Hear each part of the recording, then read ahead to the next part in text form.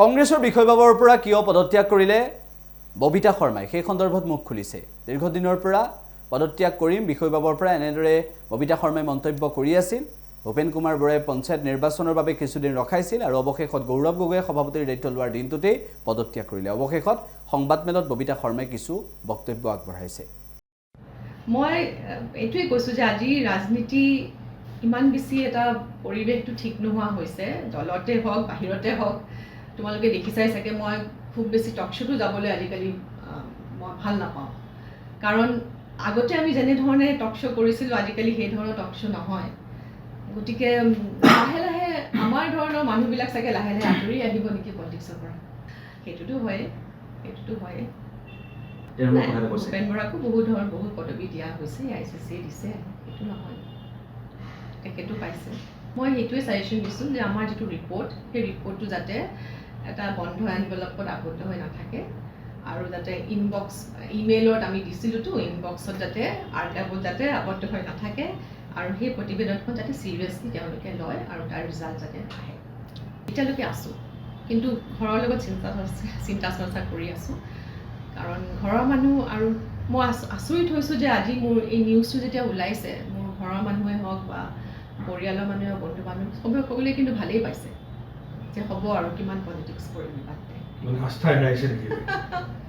নাজানো কিয় কাৰণে চবেই ইমান ভাল পাইছে, কিয় এৰাৰ কাৰণে ভাল পাইছে মই নাজানো, কিন্তু মই খুব পজিটিভ ৰেছপন্স পাইছোঁ। তেনেকৈ পদত্যাগ কৰে সেইটো কাৰণেই হয়, কাৰণ মই এডজাষ্ট কৰিব পৰা নাই এনেকুৱা ধৰণৰ এটা পৰিৱেশত, পাৰ্টিৰ ভিতৰত হওক বাহিৰত হওক। ৰাজনৈতিক দলত যোগদান কৰে, আপুনি তেনেকুৱা কিবা ভাবিছে নেকি? ৰাজনৈতিক দলৰ লগত কথা পতা নাই, সেইটো একেবাৰে সুধিলেই হ'ল সকলোকে। কোনেও মোৰ লগত কথা পতা নাই, কাৰো লগতো মই কথা পতা নাই, সেইটো একেবাৰে ব্যক্তি। ভৱিষ্যতৰ কথা কোনে ক'ব পাৰে? ভৱিষ্যতৰ কথা আপুনি কিবা চিন্তা কৰিছে নেকি? মই ইয়াত কংগ্ৰেছত থাকিও মই থাকিব পাৰোঁ, মইতো এতিয়ালৈকে ৰিজাইন দিয়া নাই ন পদবীৰ পৰা, মানে পাৰ্টি মেম্বাৰশ্বিপৰ পৰা ৰিজাইন দিয়া নাই। হয়, ঘৰৰ লগত আলোচনা কৰিছোঁ, কাৰণ বহুত দিনৰ পৰা এইটো হৈয়ে আছিলে। আপুনি বহুত দিনৰ পৰা চিন্তা চৰ্চা কৰি আছিলে, আপুনি ভূপেন বৰাকো জনাইছে বুলি কৈছে, আৰু কালিৰ দিনটোতে আপুনি পদত্যাগ কৰিছে, কিবা বিশেষ ইংগিত আছে নেকি ইয়াৰ অন্তৰালত? যিহেতু নতুন এটা কমিটি হ'বই, গতিকে তাৰ আগতে মই ৰিজাইন দিছোঁ।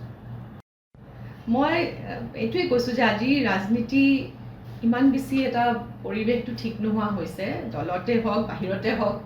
তোমালোকে দেখিছাই চাগে মই খুব বেছি টকশ্ব'টো যাবলৈ আজিকালি মই ভাল নাপাওঁ, কাৰণ আগতে আমি যেনেধৰণে টকশ্ব' কৰিছিলোঁ আজিকালি সেই ধৰণৰ টকশ্ব' নহয়। গতিকে লাহে লাহে আমাৰ ধৰণৰ মানুহবিলাক চাগে লাহে লাহে আঁতৰি আহিব নেকি পলিটিক্সৰ পৰা। সেইটোতো হয়ে। ভূপেন বৰাকো বহুত পদবী দিয়া হৈছে, ICC দিছে, সেইটো নহয়, তেখেতো পাইছে। মই সেইটোৱে ছাজেশ্যন দিছোঁ যে আমাৰ যিটো ৰিপৰ্ট, সেই ৰিপৰ্টটো যাতে এটা বন্ধ এনভেলপত আবদ্ধ হৈ নাথাকে আৰু যাতে ইমেইলত আমি দিছিলোঁতো, ইনবক্সত যাতে আৰ্কাইভত যাতে আবদ্ধ হৈ নাথাকে আৰু সেই প্ৰতিবেদনখন যাতে ছিৰিয়াছলি তেওঁলোকে লয় আৰু তাৰ ৰিজাল্ট যাতে আহে।